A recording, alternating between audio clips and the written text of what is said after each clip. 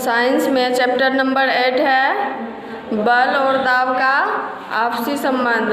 अब देखते हैं बल और दाब क्या है और इसका आपसी संबंध कैसे होता है। प्रति एकांक क्षेत्रफल पर लगने वाले बल को क्या कहते हैं? दाब कहते हैं। इसका उदाहरण इस तरह समझ लो, जैसे कोई व्यक्ति है, वो एक खाट पर खड़े होकर के देखता है, लेट करके देखता है और बैठ करके देखता है, तो तीनों परिस्थिति में क्या होता है? परिवर्तन होता है। जब वो खड़ा होता है, जब वो बैठे हुए रहता है तो दाब कम पड़ता है, जब पूरा लेटता है तो उससे ज़्यादा पड़ता है, और जब खड़े हो जाता है तो ज़्यादा पड़ता है। ठीक है। दाब की माप हम लोग कैसे कर सकते हैं? दाब की माप न्यूटन प्रति वर्ग मीटर से में कर सकते हैं। इसका ये सूत्र फार्मूला क्या होता है? कुल लगता हुआ बल न्यूटन में बटा क्या होता है? संपर्क क्षेत्रफल। ठीक है।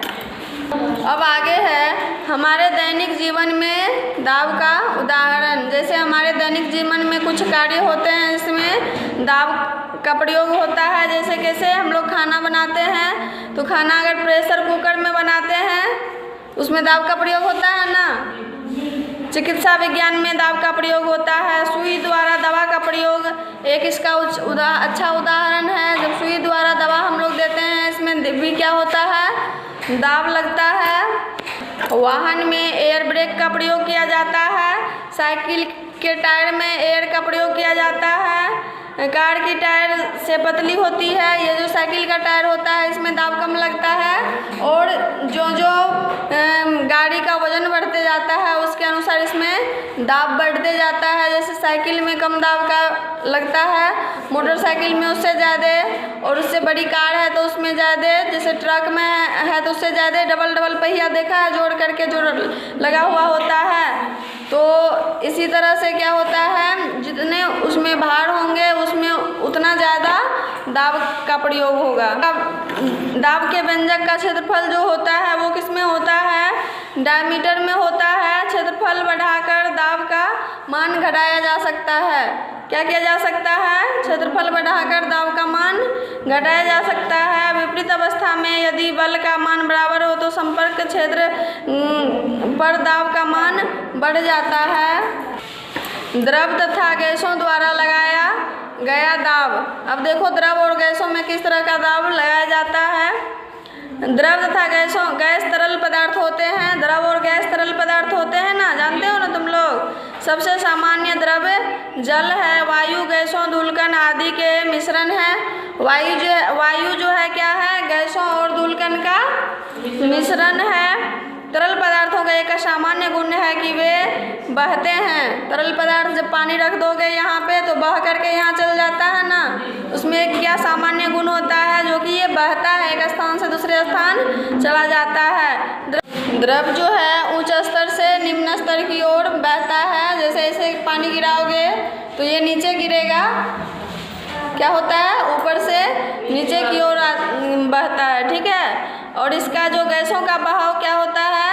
सभी दिशाओं में होता है। गैस जैसे यहाँ छोड़ोगे तो हवा में फैल करके ये हर ओर निकल पड़ेगी। यहाँ एक वैज्ञानिक थे जो ब्लेज पास्कल, एक फ्रांसीसी वैज्ञानिक ने प्रायोगिक रूप में प्रसिद्ध किया कि तरल पदार्थ सभी दिशाओं में एक समान दाब आरोपित करते हैं। तरल पदार्थ जो है सभी दिशाओं में एक समान दाब प्रदान करते हैं।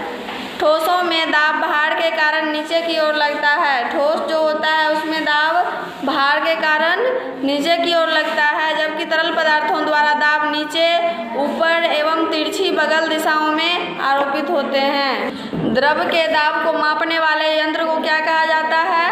मैनोमीटर। वायु तथा वायुमंडल। वायुमंडल के बारे में सुना होगा। वायुमंडल क्या होता है? हमारी पृथ्वी जो है चारों ओर गैसों का आवरण, गैसों से घिरा हुआ है। जिस आवरण को क्या कहते हैं? वायुमंडल कहते हैं ना। वायुमंडल का फैलाव जो है पृथ्वी से लगभग 800 किलोमीटर से ऊपर तक है। पृथ्वी से जो है वायुमंडल का फैलाव कितना दूरी पे है? 800 किलोमीटर के ऊपर तक है। ठीक है। वायु स्थान घेरती है। वायु में भार होता है, इसका कारण वायु दाब डालती है। समझ गया ना। अब आगे है वायुमंडलीय दाब। ये क्या है? वायु भार में हल्की होती है, लेकिन हमारे सिर के ऊपर वायु की मात्रा होती है, जिस कारण से इसके द्वारा अत्यधिक दाब आरोपित किया जाता है। इस दाब को यद्यपि हम अनुभव नहीं करते हैं, जर्मनी के वैज्ञानिक ओटो